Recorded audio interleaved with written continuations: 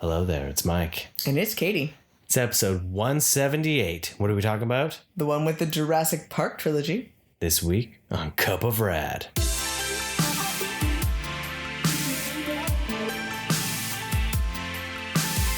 And there we have it. We watched Jurassic Park, then The Lost World, and Jurassic Park 3. We're watching all the Jurassic Park movies. Dinosaurs for days. It's all we're doing. So many dinosaurs. Here's a dinosaur for you and you over there. Are we singing this episode? Or? It's an entire musical dinosaurs. Jurassics. I was not prepared for this. Things with spines and teeth. Watch out la, for la, claws, la, la, la. claws. They bite and claw. And they'll eat your nibbly bits beneath. That came out? Dinosaurs. That's it. Dinosaurs. We're doing it. It's the RADnesia of dinosaur times. RADnesia of dinosaur time. The Jurassic Park saga, if you might. Less movies than the Fast and the Furious, but more epic. Yeah, this is making me want to go read my book again. My book, as if it's only my book. The book again. No one's read Jurassic Park. No one's only read Katie. Jurassic Park. It's just mine. It's just my book. We have 3 copies of Jurassic Park that we own, which I was just like marveling at. Kiddo was interested in reading it, but I wasn't sure if it was something I wanted to read out loud with him, or, you know, because there's a lot going on. I know he'd be able to grasp the story, but kind of want to be like, wait until he gets a little older and he can read it himself. Yeah. Jurassic Park christening. Or I'm just being selfish and I don't want to read it out loud and lose that. I mean, you know, because it's a different vibe, right? So it's a different thing. But it's like all super excited. Like all the dinosaur stuff. Yeah. It's like, well, you guys go from Rick Riordan books to reading Jurassic Park. Seems like it seems like a big jump. So I'm like, let's take some steps. Yeah. Yeah. So, Jurassic Park came out in 1993, directed by Steven Spielberg, based on a Michael Crichton novel. And I totally lost my train of thought. I was expecting you to introduce something. I'd already talked about the novel and. Oh, okay. Sorry. So I apologize. The movie I was expecting more like stats and like facts about things. I'm not good at that stuff. Numbers. I know the movie. I mean the book. See, Steven Spielberg also. I can add that the book came from 1991. There you go. Steven Spielberg also directed Schindler's List in the same year. Oh wow! So you find out that Spielberg actually wasn't really part of the editing process for the Jurassic Park movie. He was off doing the Schindler's List movie and let others on his team really kind of do the editing and whatnot. Movie was plagued with lots of fun sea shanties from the ever pounding storms while they filmed it. The actual storm scene where you see the water pounding on the rocks and all that is actual footage of the storm that they had to do when they had to shut down. Oh, wow. Yeah. So they actually had to have real hurricanes while they were filming it. So they lived the dream. You know, when I would love to be able to actually go to Jurassic Park. I have a friend that lived in Hawaii there for so long, and she had posted pictures about them visiting that. I'm like, I want to go. I want to go see it. It's so pretty. I want to just be able to say that I went to Jurassic Park. Well, we have gone to Jurassic Park, Universal Studios, Hollywood. We have. That had dinosaurs in it. So that had dinosaurs. So that was probably a little cooler. Yeah. Okay. So Jurassic Park, when that movie came out, I remember seeing it in theaters, and it just blew my mind because, like, it was the first big like CG fiesta of CG, but it was such a lovely blend of the practical animatronics and the CG. It was like almost seamless. Yeah. And it was one of those ones that when it was over, it was still like now it seems like things are big before they become movies. The book wasn't big-ish until it became a movie. Yeah. It was still big, but like it wasn't on the stands everywhere until it was announced to be a movie, and then it was everywhere. Like the copy that I own is a movie tie-in. It's interesting. It's a movie tie-in. You can tell because of the logo on the book. But it doesn't actually talk about being a movie. Yeah. I thought that was because I knew it was a movie tie-in, and I was showing Kiddo this because I thought my version was older than yours. Yeah. It just looks like hell and it's destroyed.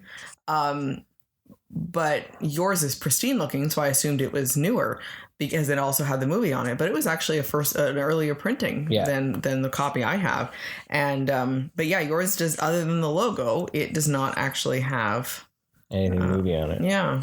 Well, yeah. Now it would have been plastered with their faces, and now Kiddo was laughing because I have a 25th anniversary printing of it. And the Jurassic Park is much smaller because as Michael Crichton's books went on, his name got bigger and the title got smaller. Like any major author. Like any author, right?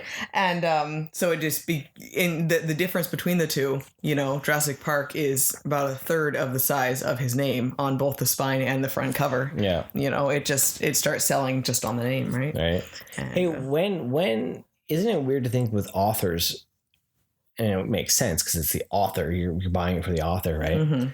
But like movies are the actors. Not the directors. Not the directors. It's always like it's a weird like switch in thinking. And yet awards are so much based on as if the director was the one that created and brought this into life. Mm-hmm. And yeah, you're right. Yeah. It's a strange concept. Right? So... yeah, so I remember getting that novel. Like I remember going to the theater, seeing the movie, and then we went to a grocery store and it was there, and I was like, I'm gonna buy the book. And then I read the book, and then I was like vastly disappointed in the movie. No, I wasn't. It was still a marvel of like master cinema from what I remembered, right? Yeah. And it's one of those ones where I've watched a bazillion times and I know every line and I still enjoy it. A few weeks ago when the class I was in was doing their dinosaur theme, teachers was like, we're going to start this by, we're going to show them Jurassic Park because it's a kind of a weird day. So we're going to, so they were watching Jurassic Park and I was like, heck yeah, Jurassic Park. And like all the kids were just like, oh, this is so boring. Right. And then we rewatched the movie. We rewatched it this last weekend here. And I watched it and I was just like, yeah, Jurassic Park is so good. Well, what's interesting is I still, I know exactly what's going to happen. And yet when Grant first sees the dinosaurs and he has that shock and awe and he turns Sattler's head and you have that like, oh my gosh, what am I seeing?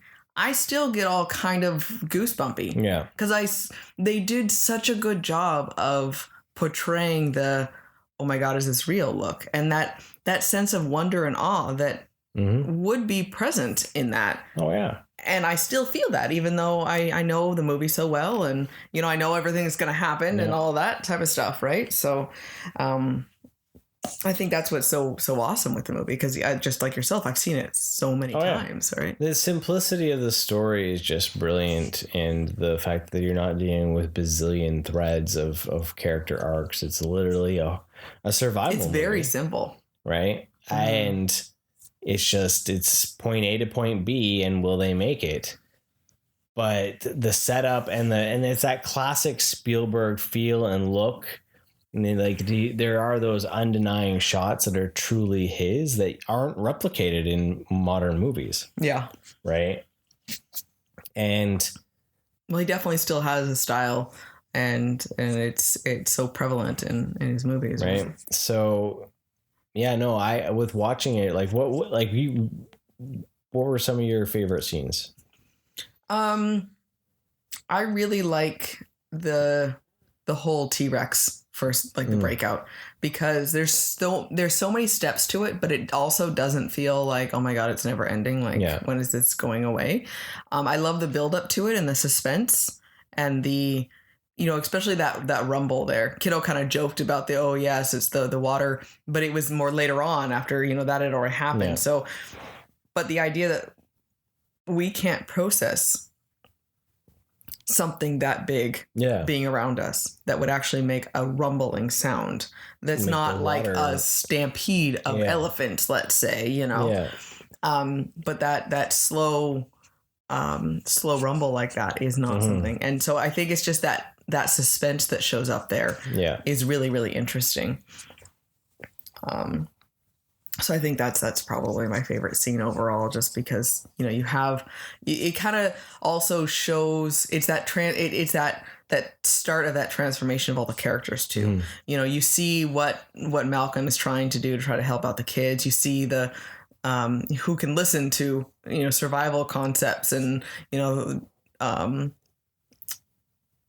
lawyer just running off and like, all the different things that they start trying to do, and the kids did such a good job of being panicky and everything. So that's my favorite scene, I think. It's hilarious to think that the whole downfall of Jurassic Park is Hammond being cheap. Yep. Right? He's the typical big business guy that, tells everyone that he spares no expense. But then when it comes down to the quintessential running of the park, he doesn't vent his people well enough to know that there's a mix, right? Because it's a mix of cheap, but also a mix of trusting one person too much, right? So you'd be better.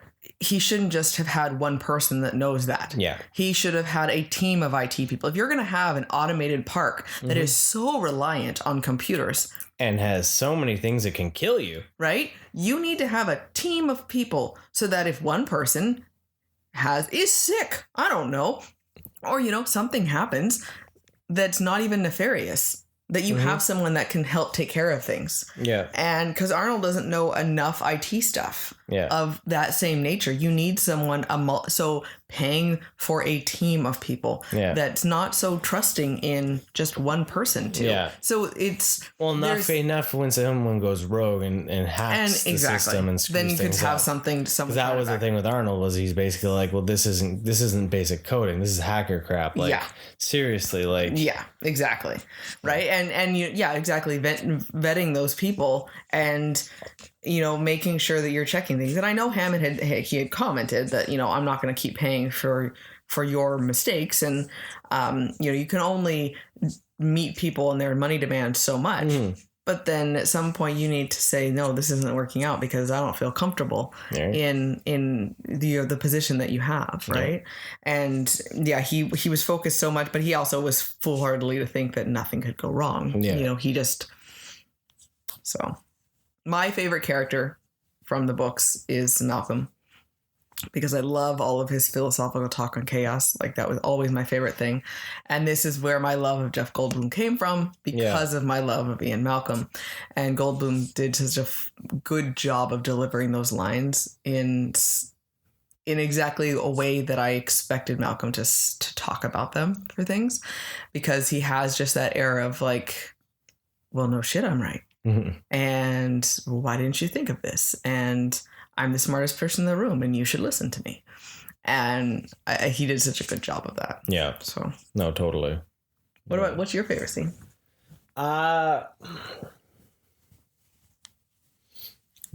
Probably more the end, actually. Like the build up and all that. I love the T-Rex, but I love the end where they're getting attacked by the raptors within through the building. Yeah.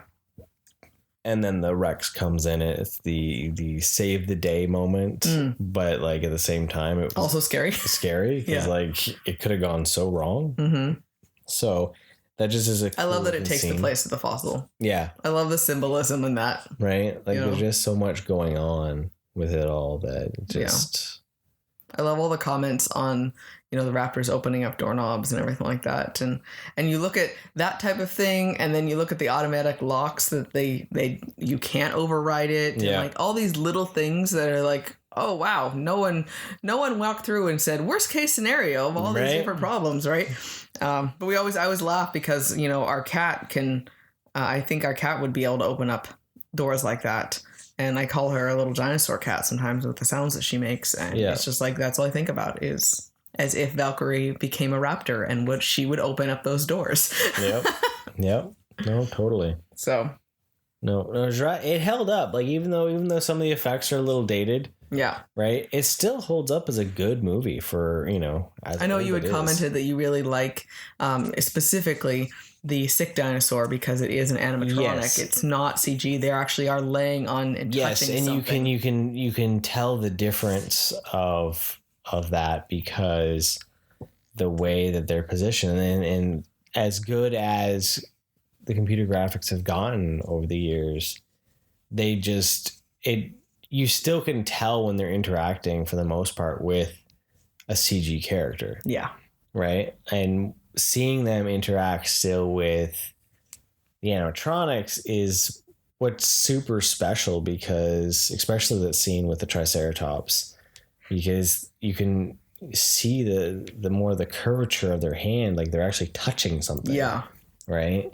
And the way they're placed, they don't have to think like, the idea that it would. Someone doesn't have to come in and try to fill it in, and it doesn't fill in properly. And there's that weird.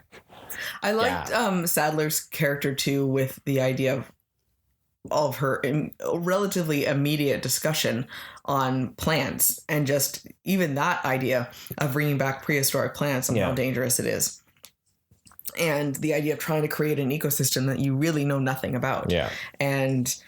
Making these plants that, they don't eat them at all. They we just know everything. Yeah. And I love the concept of the books and the story so much though, of chaos and nature and the idea that we can't control everything. Yeah.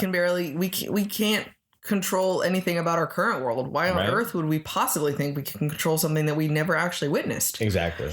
And I love it so much. I can't even tell you how much I love it.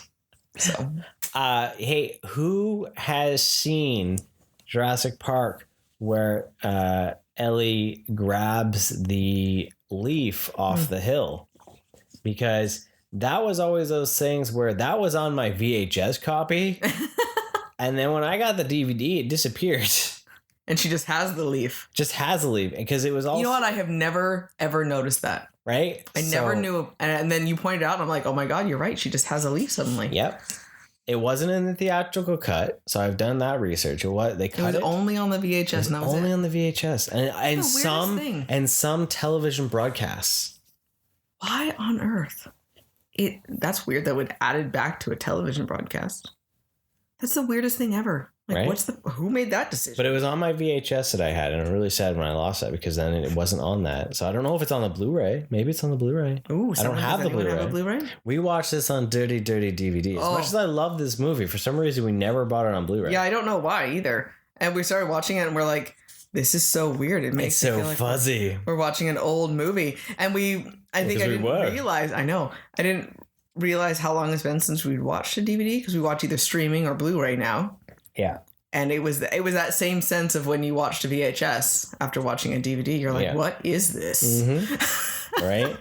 And no one had it streaming, which I thought was really weird. Yeah. It'll probably show up after. Jurassic Park. Maybe a month or two. Yeah. Yeah. And be like, why didn't you guys wait till now to watch it? Right. I want to know if anyone remembers that scene where they're driving along and she plucks it off the hill because it's there. My brain fills if you have a VHS copy that works, I would like to see it. But is it what version though? Because it came out in multiple versions, right? True. So it might be lost time. It's a weird thing, right? But it has to. That makes sense because obviously there's something missing there. So I always thought it was a weird thing that they cut because I was like, she suddenly has a leaf in her hand. It's like, where did you get the leaf? But then again, as I say, I've watched it how many times and I've never noticed that. So apparently not everyone cares. because I never even connected. But when she talks about it, she's like, hey, this plant doesn't exist yet. And I never even questioned where she got the leaf. I just assumed she picked it up. See, and I question that. I know. I wonder how and why. I know. How and why did you get that leaf? Nothing else matters. The leaf, man, the leaf. You know, so... the leaf could be the butterfly effect that caused the entire thing. It could be. So as I said, you know, it made me look at the book. And I was kind of flipping through and just reading places in the book. And I was just laughing because I realized it's been so long since I've read the book. Mm-hmm. I think the last time I tried reading it was I somehow thought I was going to read that while I was in labor, waiting around.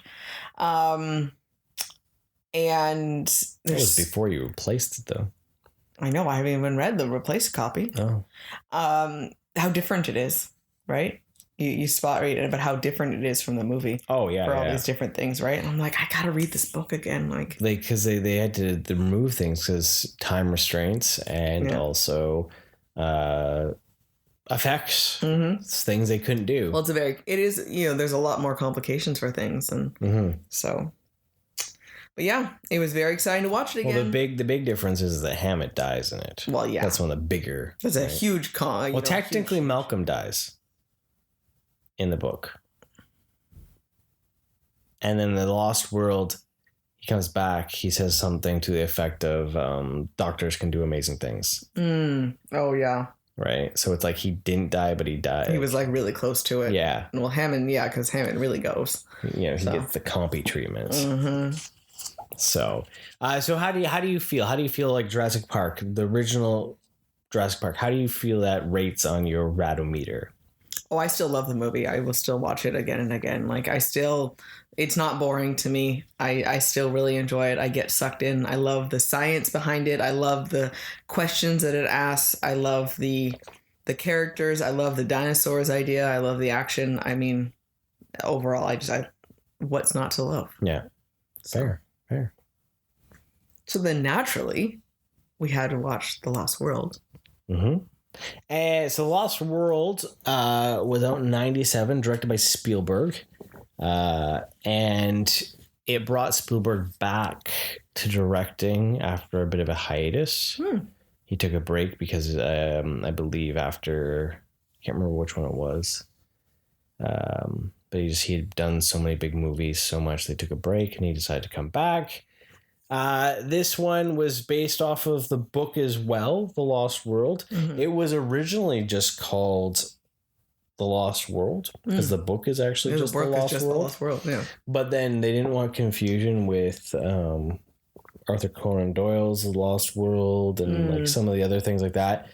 So they toyed around with other titles, and then it was like, well, no, we just need to keep the brand Jurassic Park: The Lost World. Mm-hmm.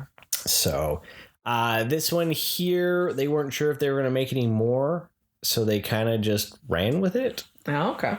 At the time. The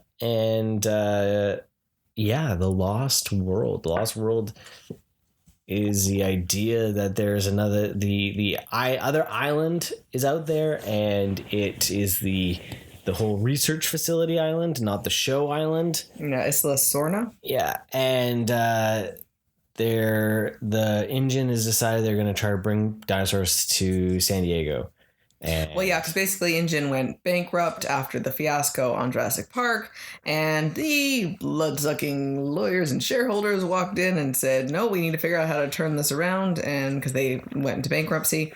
And you know what? We have this asset. We might as well do something about it. And Hammond was crazy for trying to make this park. So San Diego is perfect. We already have wildlife. So why not bring dinosaurs? Well, they find out that you already were building one. Yeah, they already had something. That was the concept of it. And then he had basically moved. It got too big for that. Yeah. So honestly, though, with the concept that they talked about for that was it was an amphitheater. It was just going to have all of them made it wild in a center.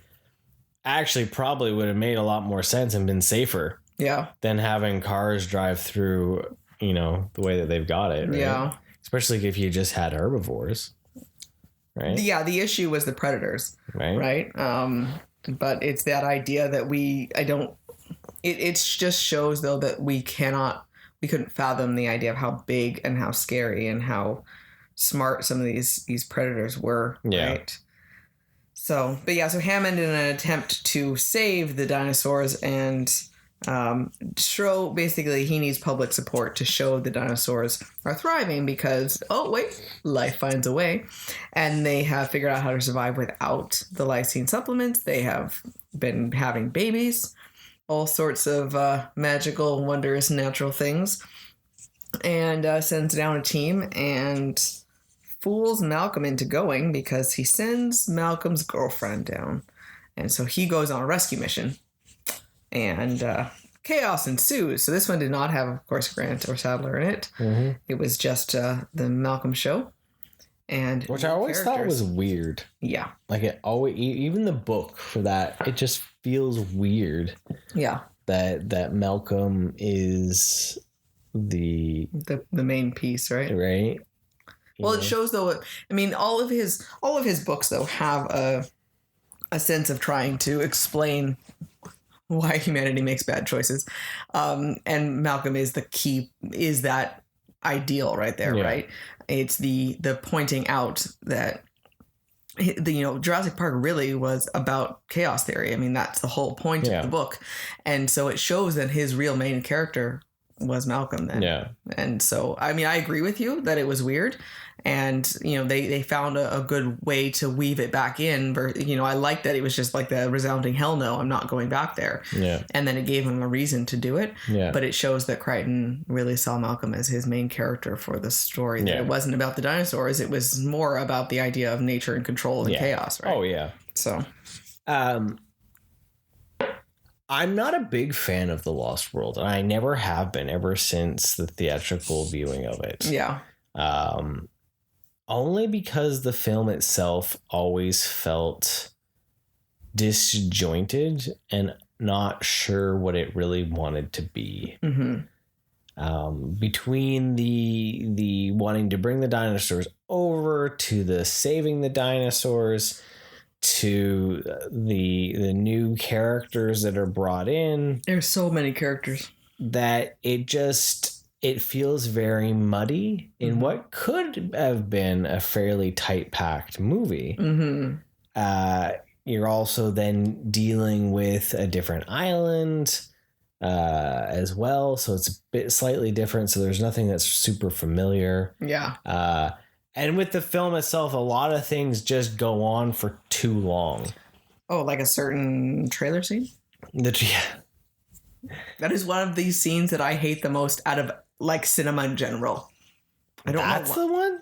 That scene is so long, especially when it starts going over the cliff. When it goes over the cliff, it drives me nuts. I really dislike it. Like there's other scenes in this movie that I hate more than that. Well, that one just like I don't. Yeah, because how many times can they slip and fall back down and almost die before it's like, oh, just whatever, just go off the cliff for all I care. Like, I'm done with it. Yeah, the suspense is become too great with no reward.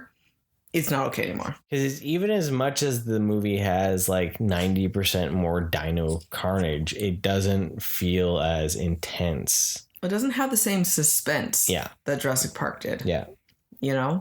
The over the cliff scene, that one there takes forever to... So I want to know, which one do you dislike? What are your some least favorite scenes? The entire ending. The entire ending. Well, you don't like that he goes and drinks from a swimming pool? I would like to know why the dinosaur possibly would ever consider drinking water out of a chlorinated pool. Right? There's that. That scene goes on forever. The chase and all that, it goes on. I agree. I kind of forget about the last, like, because it feels like a different movie. Because it feels like a different movie. And it's also almost more comical. Yeah, it's ridiculous. Like, it's the Godzilla moment, right? And then, I honestly thought, when I originally watched it, when the T-Rex comes out and like roars over San Diego, I thought that was going to be the end of the movie, but then it just keeps going. Well, because that would have at least left like the holy crap, I wonder what's happening. We brought dinosaurs over the mainland, but no. Then we go and like then we drink from the pool. We eat a dog. We chase some Japanese people. We destroy a bus. We also destroy a video store. And but then, they're able to just get the baby T-Rex and just chase it back, and just, there's no substance to it. There's no sense of dread or fear, or like, it never feels once like there's potentially any stakes. Yeah. Because anyone that gets munched is just fodder. Well, because like the only thing I was happy was with the, his nephew or whatever that gets eaten by the T-Rex, and there was a little bit of like righteous justice on that one. But I said, there was no suspense buildup. But yeah, it was just like, oh yeah, it was no scare. There was no. He's gonna die because he's in there and he's being dumb, and it wasn't. Yeah, I agree. It was. It's. Yeah. It was terrible. It became a dumb action movie. Yeah. Right. And that's the thing, is this Jurassic Park definitely wasn't like that. Yeah.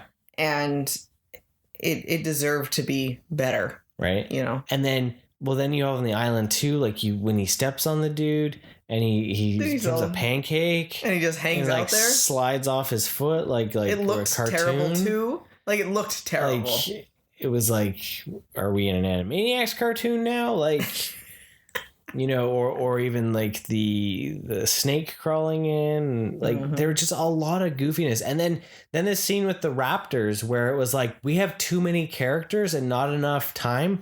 How can we kill them? Let's have them run through the tall grass. We can kill them all. And we don't even have to show it. And we can just move on. And now we've only got our 4 characters that we care about anymore left. Nobody else matters. Yeah. And we did it in the matter of like 2 minutes. Yep. Right? And as much as like the first scene where like you see the trail coming is cool, it just kind of just... Well, yeah, it's interesting. It was creepy to watch them, but you see the purpose of it then, and it's like, oh, okay, that's why they were doing it, It literally is just the culling. Yeah. Like that's the Jason in the cornfield that kills the rave because you realize you have too many characters. Yeah. Like that kind of feel. Not saying you need more to last, but at least get a little, if you're going to try to create a horror movie with dinosaurs, be a little bit more creative, like, because at least like the guy with the compies, that was a creative kill. Yeah. Right. Like it showed the power and the how dangerous the compies were. Yeah. And it was that scene aspect had some intense kind of feeling, right? And then so that's just kind of my feeling. Like on a side note, that guy will always be the Russian cosmonaut. Always. Every time I see him, I'm like, oh yeah, it's a Russian cosmonaut. Yep. He is nothing else to me. He is that. He's been in a lot of movies. I know. He deserves to be more than that, but that's what he is. Fair enough. Fair enough. But yes, Lost World still is on my low end of the whole Jurassic saga. Because I just... Even rewatching it, the same gripes, right? Yeah. Nothing. It hasn't gotten worse than it was. So there's something with that, but it definitely hasn't gotten any better. I still enjoy it more than Fallen Kingdom. We're just gonna throw that one out there. And we'll see if Fallen Kingdom rises up on the rewatch. But yeah, I feel that, yeah. So Lost World. It was definitely a low point for me for the Jurassic after such a strong, like, smart thriller. Yeah, well, especially watching them so close together. Back to back. And it's like, oh, yeah, no. Jurassic Park is so much better of a film. Yeah. So, next up. It went... The performance then of The Lost World was mixed. It wasn't nearly... It was still huge financially. Yeah. But review and all that was a lot more mixed. It took them until 2001 to come up with the next Jurassic Park installment. Oh. So a big gap. Mm-hmm. And it's simply Jurassic Park 3. With claw marks. Right? So Spielberg just that alone and like the way the title is presented and everything, you're like, oh yeah, we've entered the 2000s. Right? You're just waiting for some like... metal band or like, Nickelback to start playing. And a dinosaur's on your tail. Oh, yep. Goodness. That's okay. how bad it was. I'm so sorry. You had to hear that. You had to say it. No, go ahead. Spielberg didn't come back to direct. He just went back to the producer chair. Joe Johnson was the director. He was originally actually up for the Lost Worlds position. But then Spielberg came back. He was he's the guy that did like The Rocketeer and like those kind of movies and like First Avenger. Oh, okay. I thought I recognized the name. Captain America First Avenger. Yeah. But so there was a lot of actual production issues. That's also why it took so long, because there was a lot of people that had different ideas of what Jurassic Park 3 should be. Well, yeah, because they weren't running on any source material. Now this was a fresh new story. Yeah. So what they did do, of course, was then they pulled things that they hadn't used. Yeah, from the books, but also from other storyboards, because technology had changed. They'd had different technologies. Michael Crichton ended up taking more of a producer role because he had issues with where the direction of the film was going. He had pitched an idea where Alan Grant was actually illegally Robinson Crusoeing it on the island and writing another book. That sounds pretty awesome, actually. And then it was like team having to go in to save him, basically pull him out. That idea. So really out of that idea, the only thing that stayed was basically a team going to the island to pull somebody out. Yeah. Right? The whole premise of it is that the idea that this kid gets stuck on the island and his parents they trick Grant into, for them it was, well, we need someone to give us the aerial tour. We're not going to land, but we just want someone who is at least an expert. Yeah, you've never been there, but here I'll fund your dig and everything like that. And then they go and well, they don't even know that's not the island though. Oh yeah, right? You're right. Yeah, you're right. They found out once they're there, and he's like, I've never been to this island, and yeah, they've tricked him into it because they're trying to find their son. Yeah. So luckily he's alive. Yeah. 8 weeks. He didn't die. He didn't. Which was pretty awesome that he did survive for sure, which is impressive. But and of course then Mr. Grant's a little angry. Yeah. You know what? Honestly, I really, surprisingly, as much as I find Lost World a stupid action flick, I really enjoy Jurassic Park 3. It's more simple in its story. Yeah. It's less characters. It goes back to the survival horror feel almost, right? And for the most part, most of them all die. Yeah. Right? You don't all get back nice and safe. There's some gripes here and there for the effects because some of it's not the best. And there's a bit more humor in it. Now, my biggest gripe is going to be when he's asleep and the raptor talks to him. That was a weird moment. His little nightmare. His little, PTSD thing going on. Yeah. And that's one thing with watching them and seeing like they're both so afraid to go back to the island, say in Lost World with Malcolm and then Grant, but they never took the films in a dramatic territory that you could really show the trauma from it.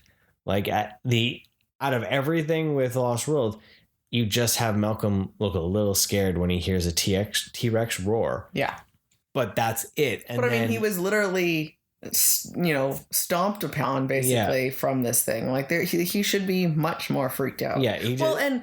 And Grant should have, I know he experienced the Velociraptors. I know that. But how much more of his damage was actually caused more from the T-Rex and falling through things and all that sort of stuff. Like, he doesn't show any. There's no real fear or trauma from it. Yeah. Which you could have easily taken a more dramatic route with it to really show what an event like that could do. It could still be an action movie, but they just come out so clean. It's not showing the struggle that they would have had to really work through. Yeah. It's like, well, say with Malcolm, it's like, well, there was never a moment where they froze. Saving his daughter is just going to override everything. Yeah. It's totally okay. Well, Well, it's not always the case. Oh, you know what? Hey, what really? But one of the things that really bugged me about the Lost World was his daughter's gymnastics and able to kick a I thought about talking about that, and I'm like, no, we're already whining enough about that things. But yeah, that whole scene seemed so out of place. Right.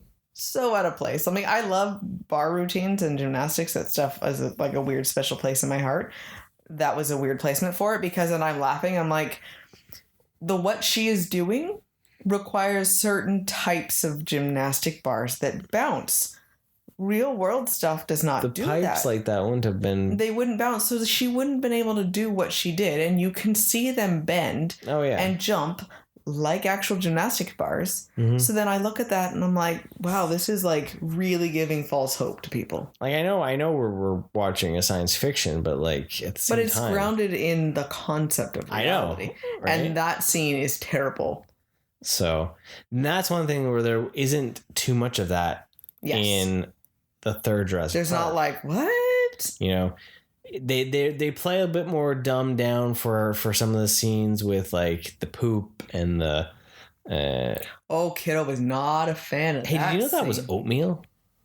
Oh. The Spinosaurus dung was made out of oatmeal. Oh. So don't tell Kiddo that. He might not ever try oatmeal again. I know, but... Yeah, he was not impressed with that scene. Like he was treating it like it was a horror film at that moment. It was hilarious. But I would like to know how the dinosaur's stomach acid did not kill the phone. How did it go through its entire intestines and still work? I mean, I know it should have been a hardy phone, and you know, the concept that it should have been waterproof and it's going to be like a rugged phone, but it should have... I mean, if a carnivore needs to have intense stomach acid to break down all that meat and the most likable bones, phones are not built for acid. Hey, well, then that's a company that really should have been making us our phones now, right? Because that company went through dinosaur intestines, and there was a product placement but we'd have to have something that was the size of a brick. Yes. Right. True. You know, so that's, you know, my not real gripe right there is the phone that keeps ringing, because I think it's ridiculous.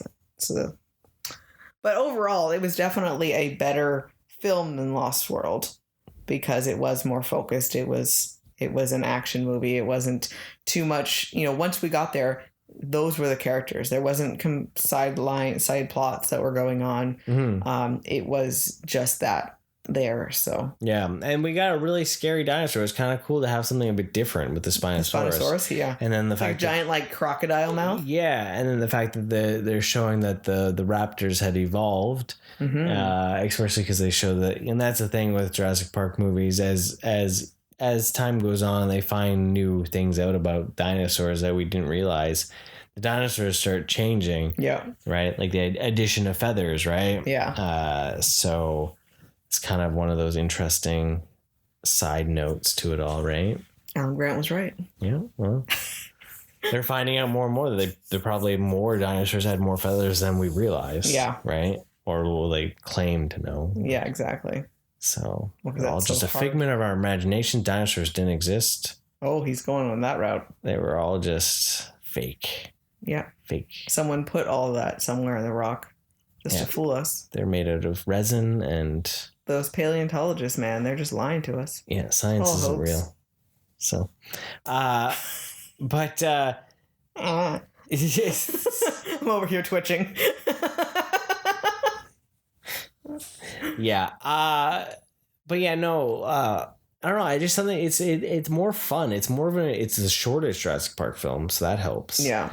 You know, but it's just a lot more fun, and I think because the story's simple, like I think if The Lost World had focused more on just trying to get the dinosaurs off, and then everything went wrong, and then they got rescued, if they didn't have that whole scene on the mainland, that really ruined it. I think that really added some extra corn cheese ball factor that wasn't really necessary. Yeah. Right. But I love the Spinosaurus and how vicious and terrible it is. Right. Yeah. science has proven though that it was so sad that it just snapped the T-Rex's neck. Like, I was actually really sad by that. Yeah. And that T-Rex has 3 scratches on his nose, and the T-Rex in Lost World has 3 scratches on its nose. Yeah. Like a scarring. Yeah. So yeah, that made me sad. Because it was bigger. Its Spinosaurus is bigger. Yeah.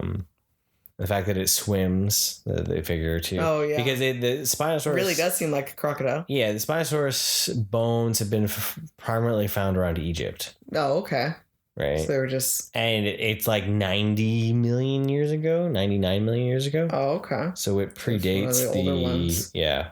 Oh, okay. The T-Rex. Okay. So... See, and that's the other thing, too, with the Jurassic Park, is then they start creating dinosaurs that didn't actually exist together, too. Yeah. You know? There was... The dinosaurs were over a very long time period. Yeah. You know, it's... Yeah, more... just so much time we can't even fathom. Right? So that's that idea where you have no idea how those two would interact, but the fact that he's supposed to have like the longer arms and all that is supposed to be... it was scary with the arms, the grabbing things. So those pterodactyls are terrifying. They're dead eyes. Yes. That is one thing I did... Like, I really do like that first introduction of it. Coming out of the mist. That is creepy. Yeah. They did a really good job of having that suspense. Like, I still knew what was going to be there, and it was still like, oh, God. See, and it had this one has a few more suspenseful scenes compared to The Lost World. Yeah. Right? I can't remember now which scene it was, but there was one scene that Kiddo just full on jumped. So we had a full jump scare in it, which was just awesome. But I can't remember now what it was. It was kind of funny, actually. I just know that he freaked out quite a bit when the pterodactyl turns its head. It's not even a creepy scene. It just turns and just like this dead eye, and he's just like, ugh. Right. Why? Oh yeah. So I did like the raptors with showing with the eggs and everything.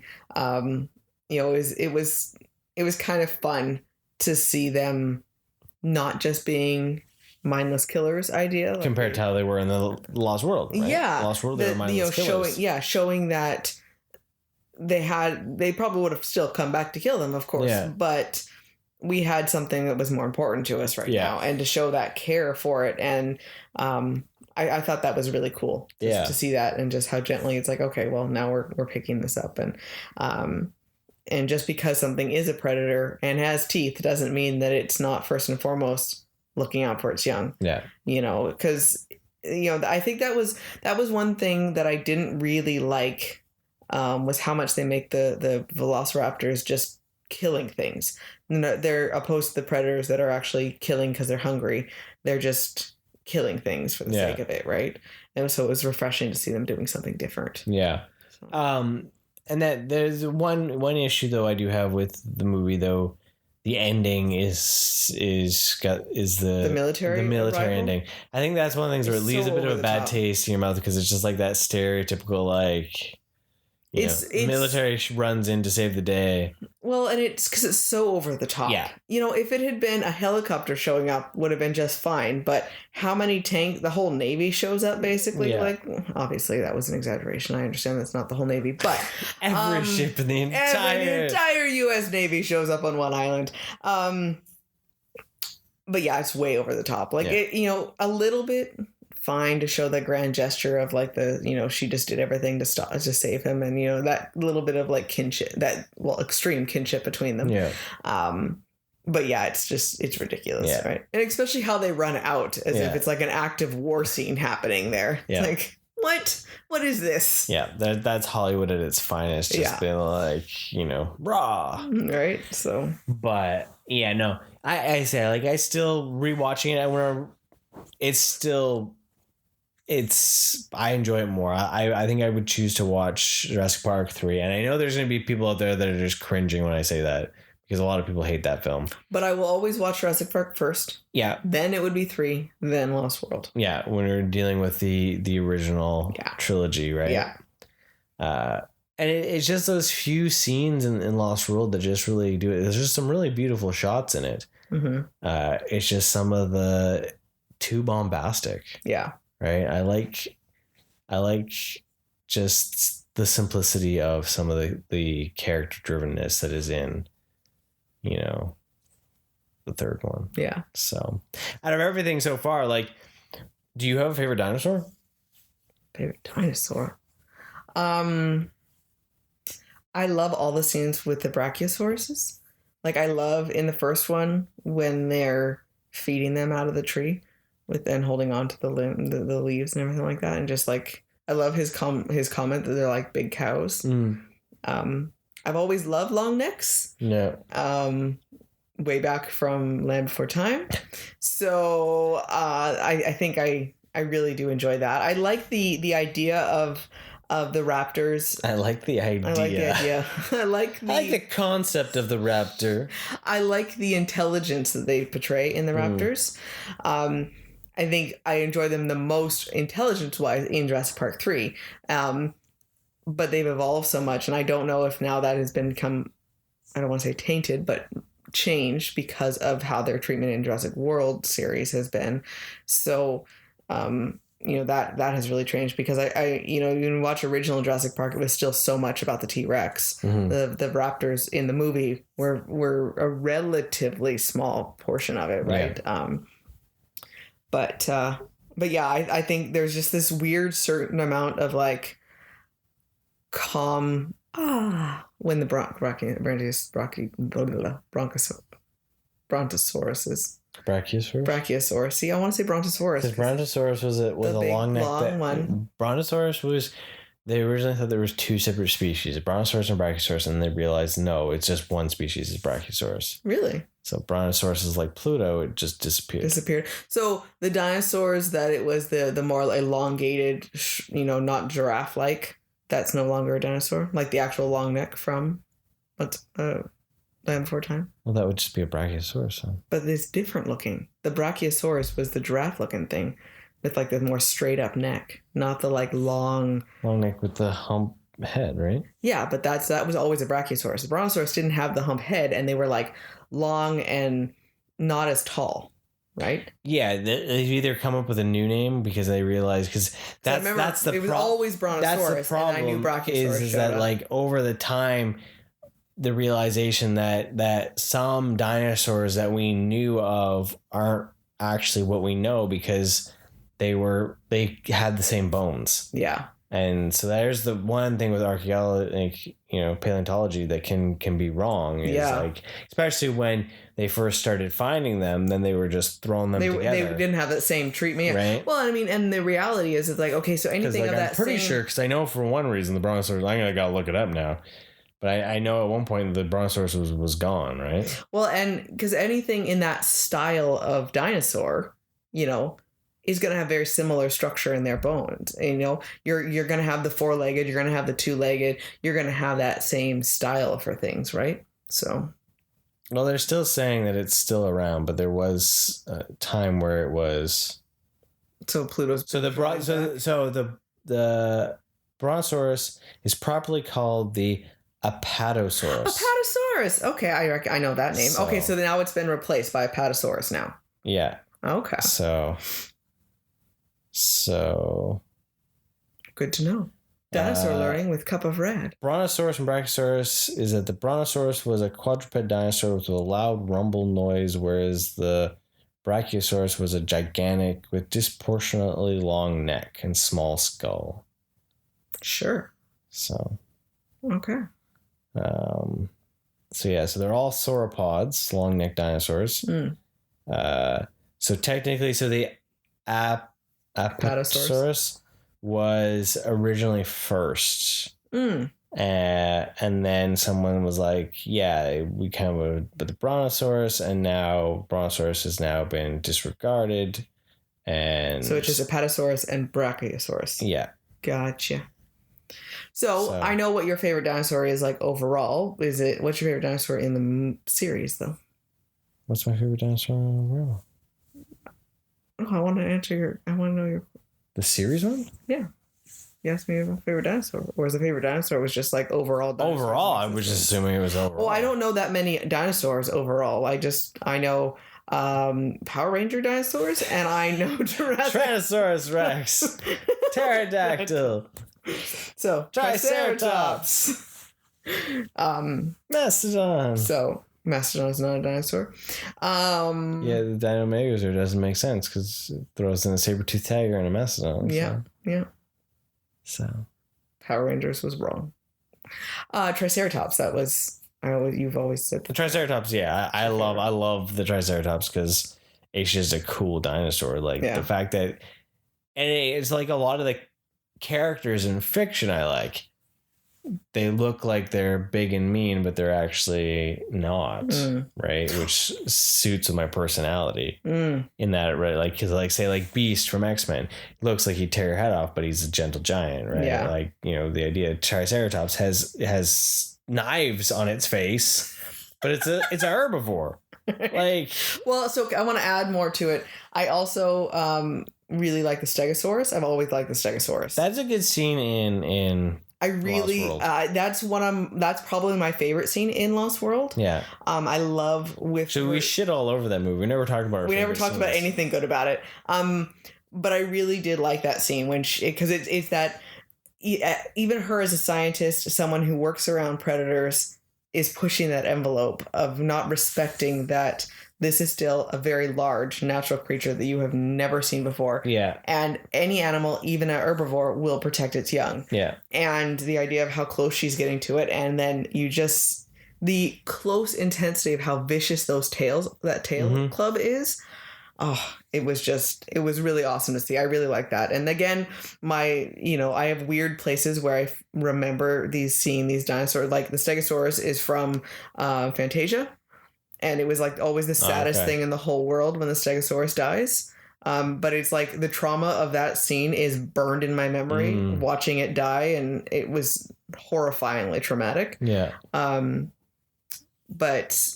like, I think this scene from the Lost World was just like, they're so gentile and so just no big deal. These huge creatures, and then could move so quickly and were so terrifying with need be. And I thought that juxtaposition was really cool. So, totally. So that's my other ones I like. You know, I had a Triceratops toy. I had a Stegosaurus toy. Yeah, well, I had the Ninja Turtles Triceratops. Mine was just a dinosaur. It was a Triceratops. It wasn't a Triceratron. It was the Playmates. It was when they brought out the Dino Riders ones where the turtles were cavemen and then they rode dinosaurs. Why not? And yeah, so it was like a blue dinosaur and he had a blue Leonardo mask on and it was like Leonardo was a caveman. I had McDonald's toys that transformed into dinosaurs. They were transforming McDonald's food. I remember those, yeah. The milkshake turned into a brontosaurus. Yeah. Brachiosaurus, whatever. It was a brachiosaurus. It was a milkshake that turned into it. What was that? The other one, the A one?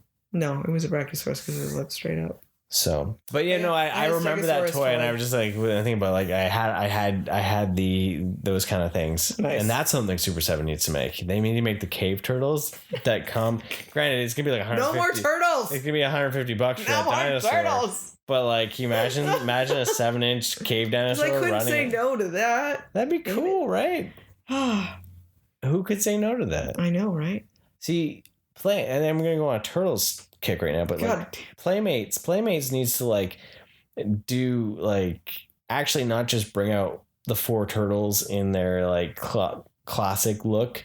They need to just reproduce put all their old stuff back into production. Yeah, you could make a ton of money because like, you know, it was $3.99 for a turtle toy and now it's $20 for that same toy, right? So you imagine all these other things. But you know, Jurassic Park is one of those lines where I wish the toys were better because they're shit, right? Like even the new ones they brought out, like they're just terrible looking. Mattel's done a really bad job. Like the dinosaurs from Mattel have done a pretty good job, but they're so hard to find. My friend had toys from, I guess it would have been it might have been Jurassic Park. Jurassic Park's had toys from Kenner. Probably. I'm trying to think of the time frame for it.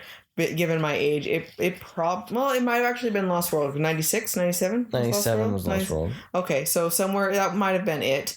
And with the chunks of skin that would come out. No, that was Jurassic Park. Oh, it was Jurassic Park? Sure. Okay. It might have been Jurassic Park, and I just, but yeah, the chunks of skin that would come out of the dinosaurs. Because I had the T-Rex. had that. Yeah. And they may have done it again for. So no, they do that for their reissue of toys more recently. Yeah, I remember we had looked at that and we thought it was funny that we could get the same type of toy for kiddo. It was like. Yeah, like they had like that kind of just the chunk of flesh ripped out of them. The weird chunk of flesh that never actually happens in the movie. Yeah, yeah. Oh man, I love that T-Rex back in the day though. This is the T-Rex I had. He was like, oh yeah, okay. Right, and it was all like squishy feeling. Oh yeah. But then in the sides, you pinch the sides, and it would like turn the head. Oh yeah. And it would chomp, and then you bang it on the ground with thump sounds, right? That was a really good one. I don't really know if they made too much for Lost World. It would make sense then for time that she would have had Jurassic Park toys. They were probably her sisters, honestly, then for time frame. The Dennis Nedry. Mm-hmm. No, the Lost World did not have the chunks out of them. Okay. They were more electronic. Oh no, they did too. Some of them. It's okay. It's okay. So they all kind of had, but they got more into. But it was the Jurassic Park. Got more into electronics. Yeah, that makes sense. Whipping tail action. So you were gonna say something about Nedry. Oh, the Nedry figure is hilarious. Why? Because he doesn't look like him at all. Oh. It was like he actually even has a gun on his holster. Oh wow. Right? But he had an action feature that his arms ripped off. Right? Like Nedry, it was the weirdest, oh, you got to look these up. Like the fact that they made some of these, that's weird. So I had a Nedry,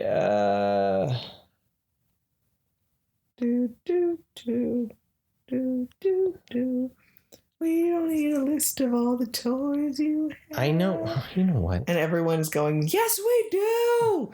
Let the man talk about his toys. This is what it looked like.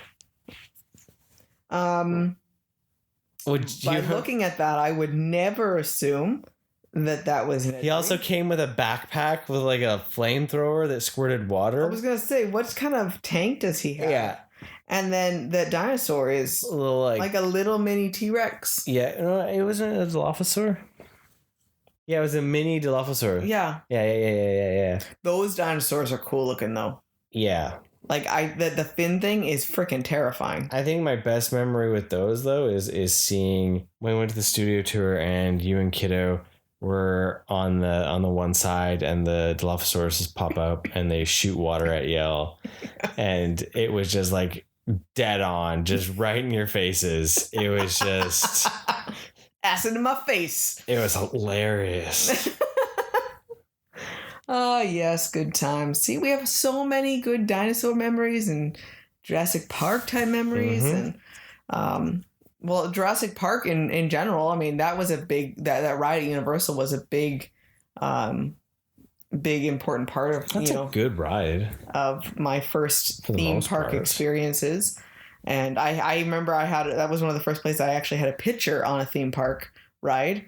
I think everyone has that one. And actually, I think they got ponchos for all of us because that was the wettest ride in the universe, and it was just monsoon water on you. Yeah. And so you're like poncho or death. So yeah, I like too. That was like when the car actually used to fall off the cliff too.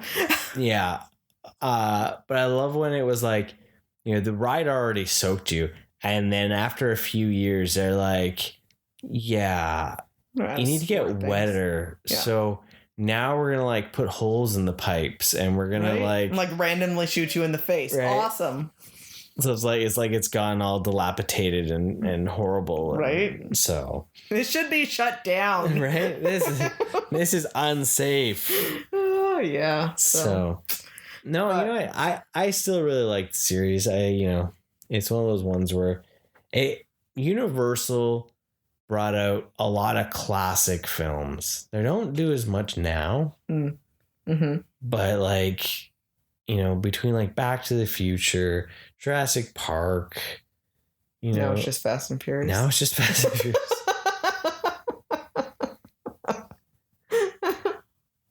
Well, yeah, we got E.T., you got, so much. There are these big pillars of things, right? And then the Jaws. monsters, Jaws. Mostly Spielberg. Right. Well, they did other, some comedies and all that. It just, they had such a golden years. The 90s, the 70s through 90s was pivotal for Universal. Yeah. And then little change in things. It's interesting. So, but I don't think Jurassic Park would survive now if it was released the way it was. It's too dramatic. Yeah. And it just goes to show the difference between this series and the style that is in the Jurassic World, right? And then as you see with your kids being so bored out of it, out of their mind for it, right? Yeah.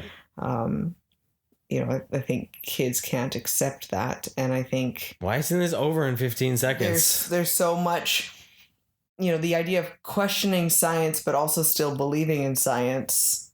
Yeah, it's the polar. You either don't believe in it or you believe in it. Yeah, and I my favorite line in the movie, which will bring back to every single time humanity makes this terrible choice, just because you can, they never stop to think about if they should. Yeah. And I love that is just the essence of the story in a sentence. And that even goes to not just science, right? You could apply that to American politics right now. Well, yeah. So I mean, it's every choice, right? Because it's chaos. Humanity, we do things because we can, not thinking about if we should do something. And as I say, it's just such the perfect summary of everything. And I think if you can't, I am 100% a staunch supporter of science. But you should question our responsibility that it comes with our knowledge, right? Yeah. Oh, because with great power comes great responsibility. Science fiction really did teach a lot of good lessons. Yeah. And we never so we shouldn't just slough them off as being not real things. Yeah. Because guess what? It's philosophy. Humans wrote it as a philosophical questions for things. The idea of what, it's still just the what if something happened. You just packaged it and slapped it on a lunchbox. Good times. With that, though, you're probably hey, what about the rest? Why about Jurassic World and Fallen Kingdom and the new one? Well, guess what? That's next week. So don't forget to come back. Thanks for joining us, everyone. Have a wonderful day. And remember, stay dinosaur.